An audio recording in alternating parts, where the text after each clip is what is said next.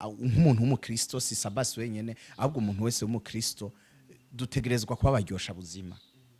ni kwirinda kuba source de malheur ni kwirinda kuba intango y'ibibi haba mu ishengero haba ku bagenzi haba mu kibano haba mu bavukanyi bawe utegerezwa kugerageza aske wirotruva wisanga uri umuntu wishimwe umuntu acuruza mu isoko ntavuga ngo Fizo aje kuyigura ntayo nzomuha canke ngo Natasha aje kunshorera sinzogira ngo ariko ngo nihaza Dudu ngo niho nzoyimuha no twebege dukora akazi mu ico gihe dutunganiriza umuntu wari wese atwituye.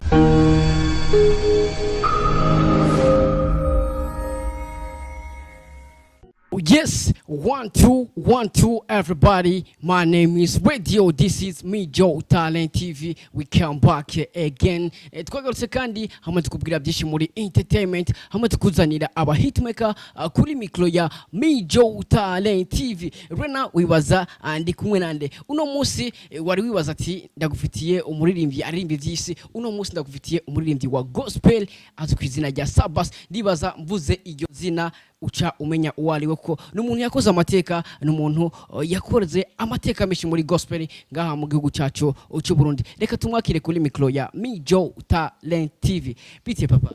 Meze neza. Turashima. Uraho? Yego. Ndamusaba kunzi ba me Joe Talent TV. Ndabaramukije ndabipfuriza amahoro y'Imana ni Sabas nkuru nziza muri kumwe umuririmbyi wa gospel umwanditsi w'amafilm cyangwa umukinyi w'amareresi filme ndundi akaba n'umu fashion designer canke umustyliste umunyamideli akora ibintu byinshi sana ndibaza agafaranga nike oya twamusanze iwe ndibaza murabona ni fresh sana abayeho fresh sana ndibaza mane ni nyinshi oya nibisanzwe ariko turashimuhoraho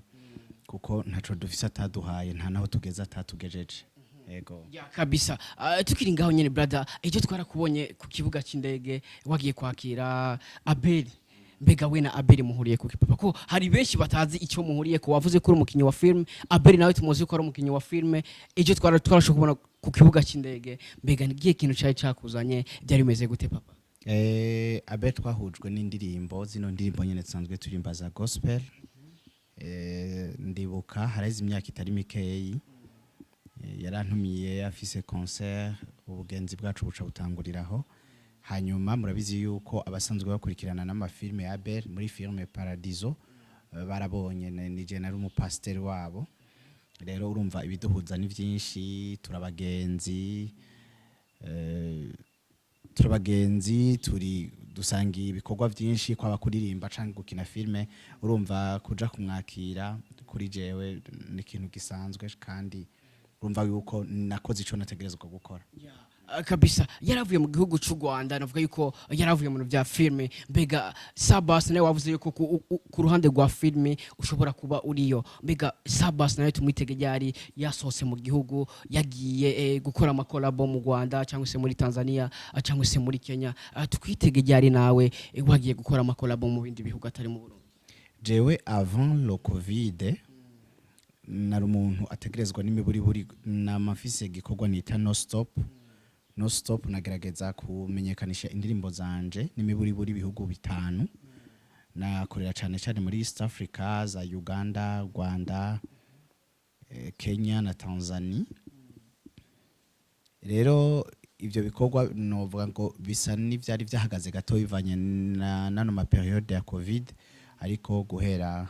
muri kuno kwezi kwa 12 ndafise ibikorwa ndiko ndatunganya mu gihugu ca Tanzania nigikorane gikomeye cyane kizomara indwi yose nzoba nitavye ariko hamwe n'ivyo kuvyerekeranye n'amakolabo uno mwaka wa 2020 twarakoranye kolabo n'umuririmbyi kazi Rose Muhando abantu bashobora kuja kuri YouTube ya Sabas Burundi bakaraba iyo ndirimbo yitwa Milango ya Baraka twakoranye na Rose Muhando ariko bivanye n'ibihenyene imyanya ntitwari bwashobore gukora video yayo niyuzere yuko vuba rero bazoyibona ariko siwe wenyene mu bizoba binjanye no muri Tanzania harimwo no gukora kolabo n'abandi baririmbyi muri Tanzania hamwe no kwitaba ibikorane mu ntumbero yo kumenyekanisha ibikorwa byacu mu bindi bihugu ariko kandi no kwagura ubwami bw'Imana mbega gukorana na Roza Muhando kuko bakunzi ba Mijo Talent TV Roza Muhando turamuzi kabisa n'umuntu yakoze amateka n'umuntu yamenyekanye cyane mbega gukorana na Roza Muhando we wavyakiriye gute ni kihe kintu vyakwigishije mbega nibihe bintu wamwigiyeko kuko uvuga yuko n'umuntu afise experience kukurusha nibihe bintu wamwigiyeko muri studio cyangwa se mu bintu byo byose ni kihe kintu wigiye kuri Roza Muhando uvuga ati kabisa ndashima sana. Okay, ubwa mbere na mbere Rose Muhando n'umuririmbyi kazi nsanzwe nkunda bivanye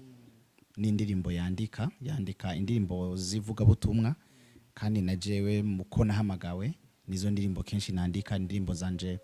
bari ubuhanuzi prophecy canke isengesho canke ivuga butumwa nawene indirimbo nyinshi yandika indirimbo de soja.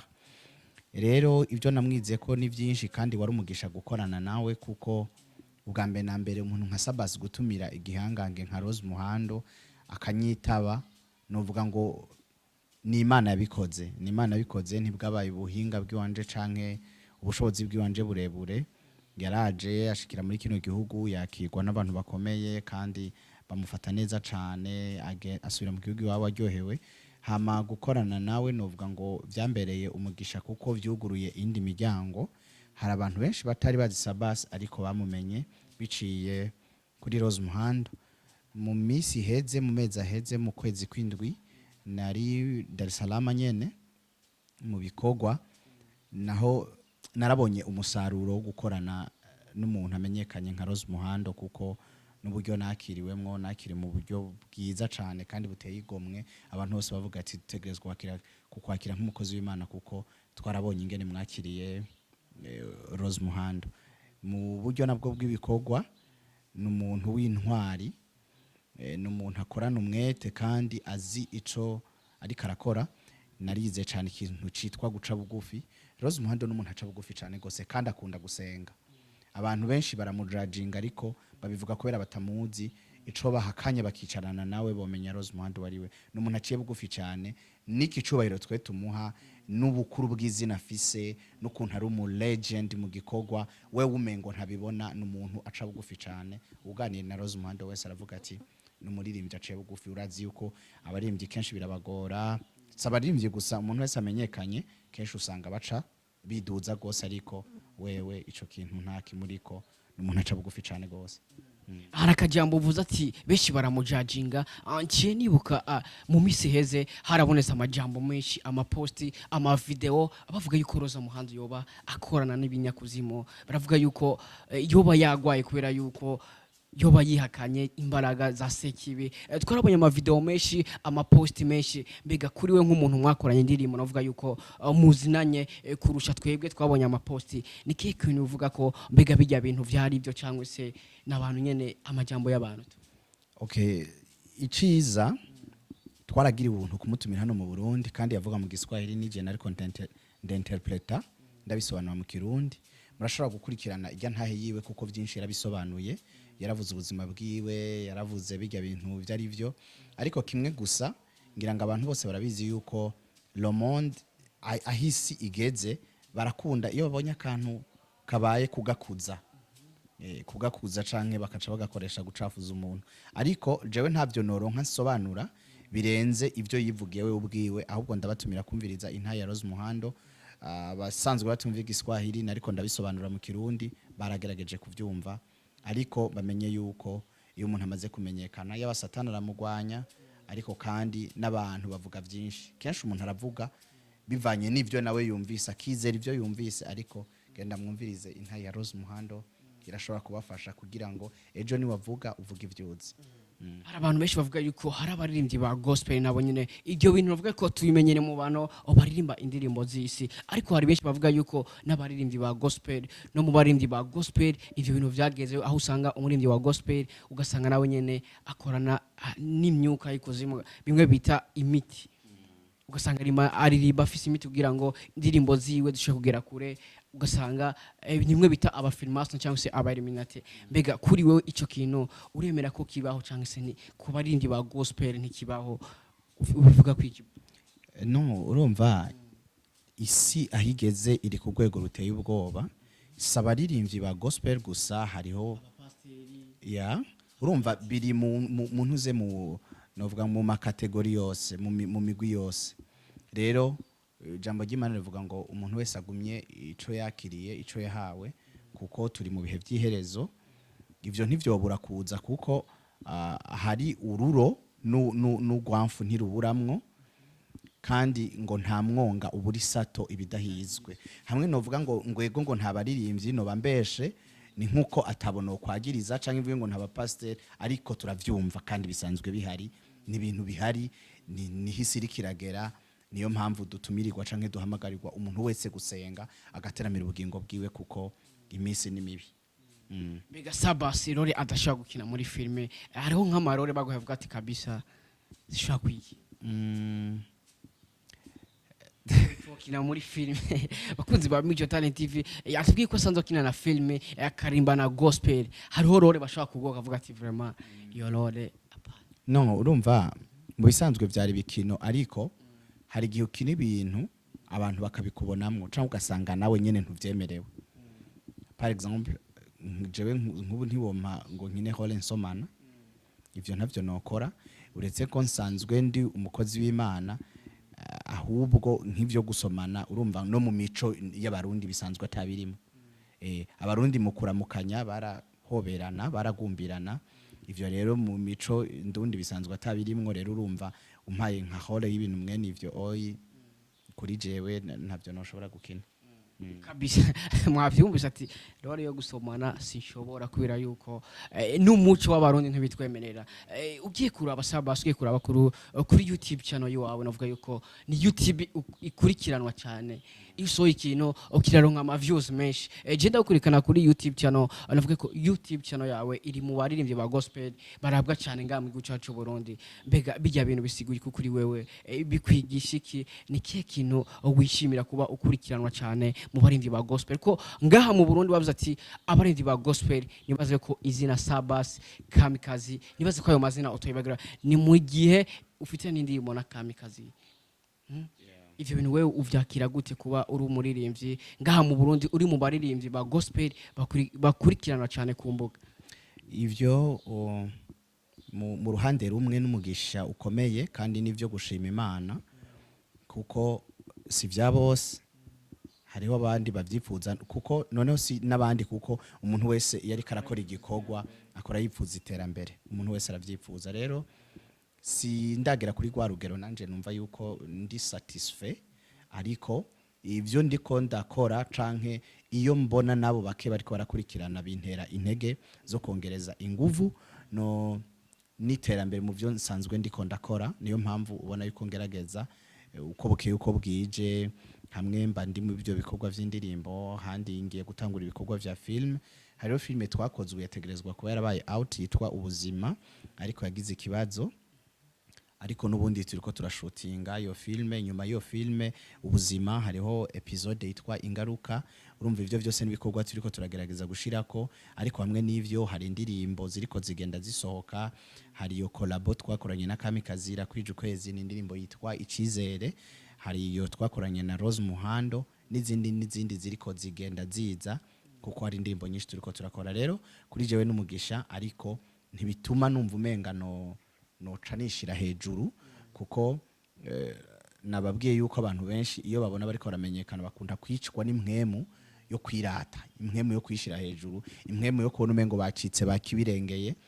ariko ivyo bintera guca bugufi no kubandanya nsenga Imana no kubandanya kandi niyumvira ingene no kora ibikorwa byanje neza kugira ngo bitere imbere kuruta hari n'indirimbo nabonye kuri poster ya Facebook hari cover nabonye indirimbo yawe shasha uri kumwe na Sandy mbega izosohoka ejo canke isohoka no munsi iyo ndirimbo atakigoranye ni indirimbo iza gusohoka uno munsi indirimbo twakoranye na Sandy ariko si yuwanje ni ya Sandy Nduwimana baraza kwisanga kuri channel ya Sandy Nduwimana kandi afise indirimbo nyinshi yari kagenda shirako nziza cane ahubwo n'utarakora subscribe kuri channel ya Sandy nihute kuraba kuko ino ndirimbo Imana gakiza uno munsi iraza kuba out ni na Sabas muri mu giteramo ca Sandy twarakubonye kuri affiche ariko ku munsi wa conference ntiwigeze uhaboneka mbega habaye ikibazo nyose concert conference de presse conference de presse ya Sandy ya conference imbere ya concert kuri conference ya Sandi ntweze tukubona ariko kuri affiche wari uri kombega nti wari ngaha mu Burundi cyangwa se wari wasoze no nari hano mu Burundi ariko jewe ivyo bikorwa sinabimenyeshejwe ivyo vya conference sinabimenyeshejwe kandi ntibisigura yuko igikorwa cyose ateguye tutegerezwa kuba turi kumwe surtout nk'ivyo vya conference cyari igikorwa ciwe ni yarafise ijambo ni yarafise ivyo agomba kuvuga kuko ntiyanashaka kuvuga hanini kwino ndirimbo gusa ahubwo yategerezwa kuvuga ivyerekeranye na album yiwe yose urumva aho sinari nkenewe cyane ariko muri concert ngira ngo mwarambonye niho narindi kandi ibintu vyagenze neza cyane ni na concert novuga yuko yarose abantu benshi cyane ikabisa tunamutera intege Sandi merci beaucoup yarakoze kuduhijya concert ko hari abantu benshi sana ku buryo hari abantu benshi batangaye bavuga ati wow abantu bangana guca ku giteramo benshi tumenyereye abantu benshi burya bitaba biteramo by'abastari abarindi barimba ivyisi ariko kubona umuririmbyi wa gospel aronka abantu nkabajya navuga ko vyari ibintu byiza cyane mbega wewe wavyakiriye gute kuri urya munsi uri kuri stage kurimbira abantu bangana kurya wavyakiriye gute papa okay jewe ndabishima Imana cyane d'ailleurs si kuri Sandi gusa uravye nka concert nakoze hacakurikira za kamikazi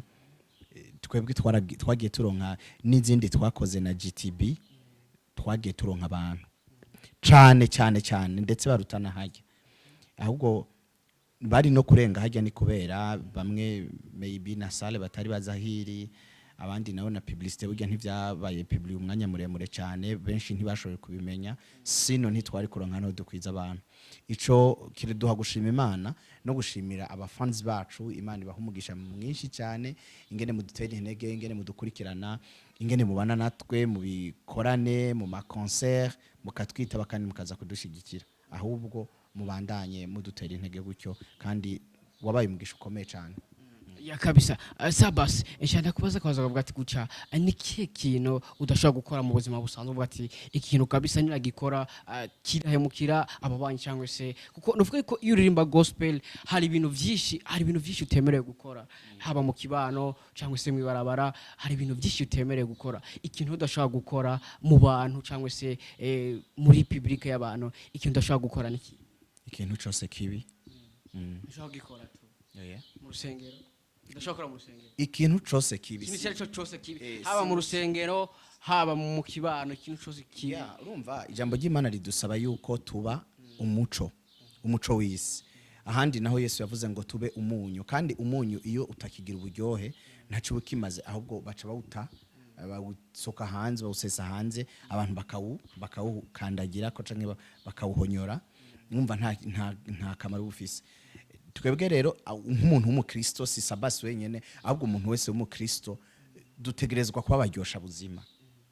ni kwirinda kuba source de malheur ni kwirinda kuba intango y'ibibi haba mu ishengero haba ku bagenzi haba mu kibano haba mu bavukanyi bawe utegerezwa kugerageza aske wirotruva wisanga uri umuntu wishimwe ushobora gushika ahantu abantu bagashima Imana apana wa wundi ushika ahantu abantu bakumva bo kwiruka nivyo ntitwokora ibintu ngo binezereza abantu bose hari ivyo dukora twibaza ko ari vyiza abandi bikababera nabi canke handi naho natwebwe kuko nta muntu ari parfait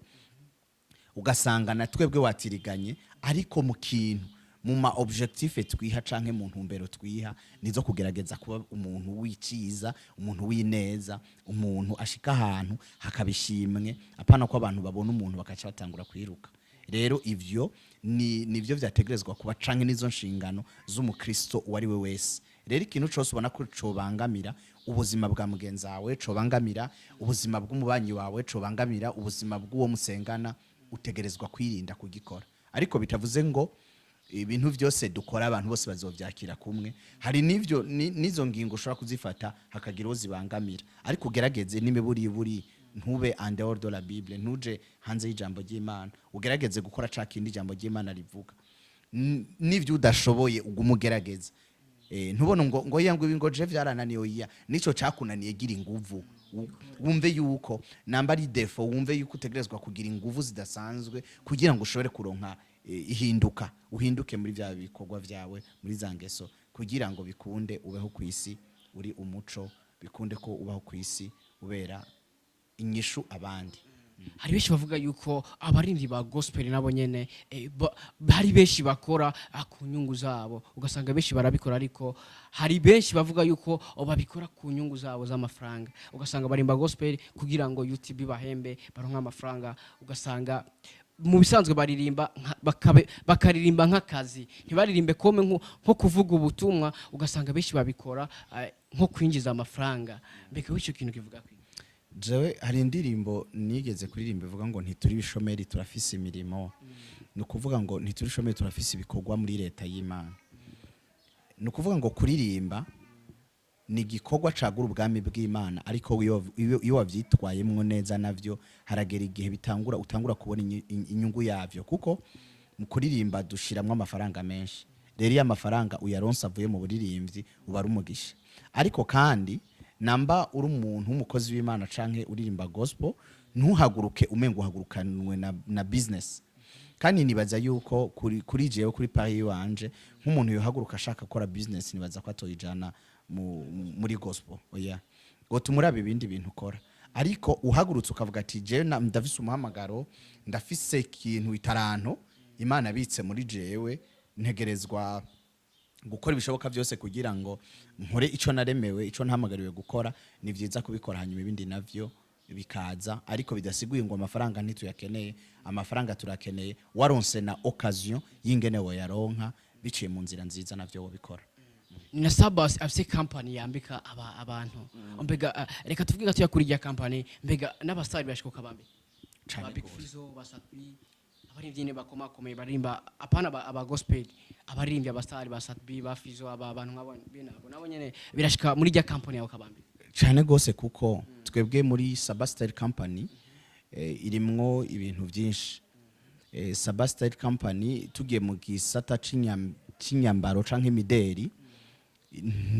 ntiyagenewe abantu runaka ngo umugumwe w'abantu runaka. Tumeze nk'umuntu acuruza mu isoko. Umuntu acuruza mu isoko ntavuga ngo Fizo aje kuyigura ntayo nzomuha, canke ngo Natasha aje kunshorera sinzogira, ngo ariko ngo nihaza Dudu ngo niho nzoyimuha. No, twebwe dukora akazi mu ico gihe dutunganiriza umuntu wari wese atwituye, yaba uri hano muri kino gihugu, kuko hari nabo dusanzwe dukorana, tukarungikira impunzu batari hano mu Burundi. Rero waba uri muri Amerika, waba uri muri Australia, waba usanzwe uririmba gospel canke uririmba secular music, bose turakorana. Ngira ngo baravye barabona n'intuze nka Estanish wewe, indirimbo nka zose ni genda mwambika, kandi si wewe wenyene, turamaze gukorana n'abandi basanzwe baririmba indirimbo za secular music kandi bikagenda neza, ya ba Masterland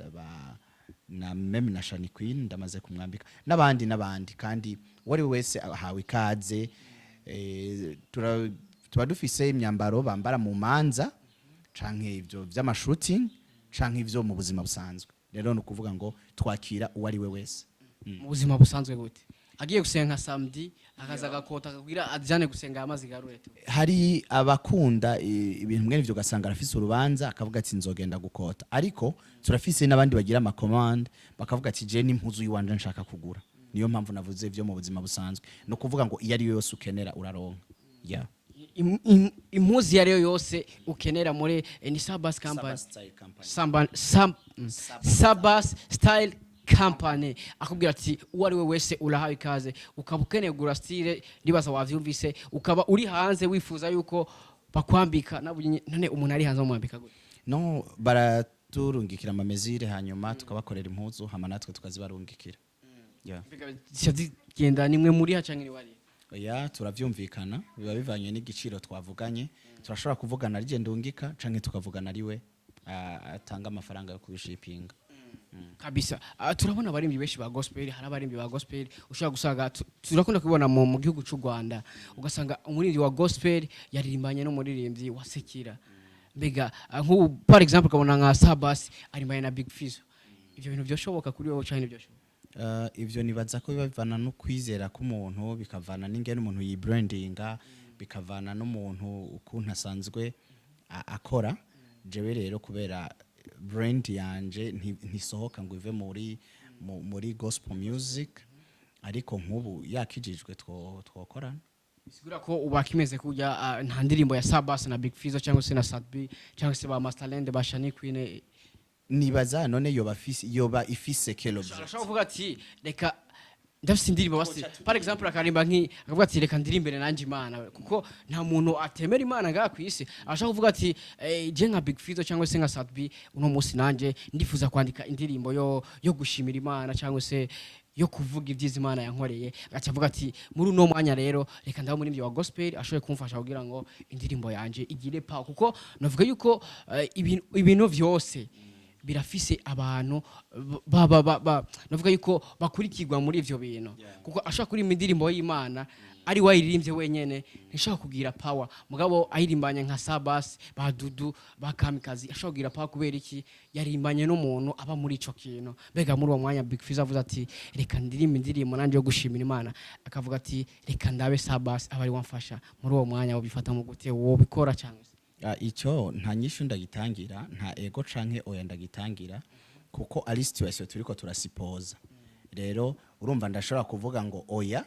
nkaca nsanga ari situation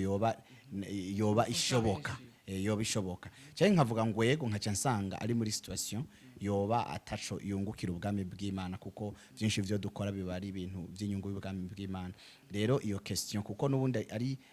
ari supposition ari byo turiko turiyumvira bishitse niho umuntu azomenya ingene avyifatamo mbega we ku bantu baririmba ivyisi kuri wewe byari bikwiye cyangwa se nk'umuntu wa gospel ko ravuga yuko hari benshi batabitahura hari benshi bavuga yuko ari ukuyoba reka ndabivuge guco hari benshi bababona abaririmbyi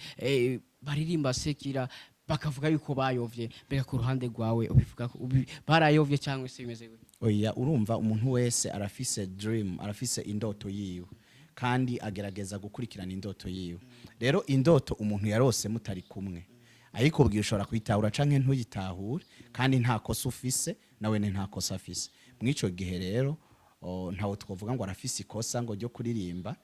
ngo kubera ngo ataririmbiye Imana kuko hariho nabatanguye baririmba indirimbo zisanzwe ariko ubu baririmbira Imana kuko ejo h'umuntu nta numwe hamenya je nawe ntitwomenya ejo usanga Big Fizzo ari pasteur ejo usanga Natasha ari mama pasteur none urumva kazoza k'umuntu ejo h'umuntu amenywa n'Imana rero je nawe ntawo twojija ntawo twocira urubanza naco twogira gute kuko uko biri kose twese twaremwe n'Imana kandi idukunda kurusha uko abantu badukunda ikadukunda kurusha nuko twebwe nyene twikunda bisobanura ngo Imana ifashe decision ati ejo uzoba uruyu uzoba uriki uzoba uraha nta kintu na kimwe ushobora guhindura rero aho jewe nta comment no vuga kuko twese turi abantu b'Imana kandi itugenza uko ishaka iducisha no mu nzira ishaka ariko tumera nk'abasozera turiko turaja ku musozo ariko nk'umuririmbyi wa gospel ndashaka uri imbere gato y'abafanzi ba Mijo Talent TV cyangwa se abafana bawe muri rusange ko ruvuga yuko urafise abantu bagukurikirana kandi benshi ugiye kuri YouTube channel yiwe urabona yuko no muririmbyi novuga yuko akurikirwa cyane muri gospel ngaha mu gihugu cacu cyo Burundi ndasubiyemo uvuze abaririmbyi ba gospel nibaze ko izina Sabas utogibagira ariko ubarimbira akantu gatoya kugira ngo tuje muri mpwemu tangazo la mbingu Mungu tuambie tangazo la mbingu tuna hamu nalo tangazo la mbingu we Yesu tuambie tangazo la mbingu tuna hamu nalo tumetangaziwa vifo na mabaya mengine tumetangaziwa mikutano na mambo mengine ila kwa sasa twahitaji tangazo la mbingu Yesu Kristo tuambie taarifa ya habari ya huko juu ku bantu batazi rusenga musengero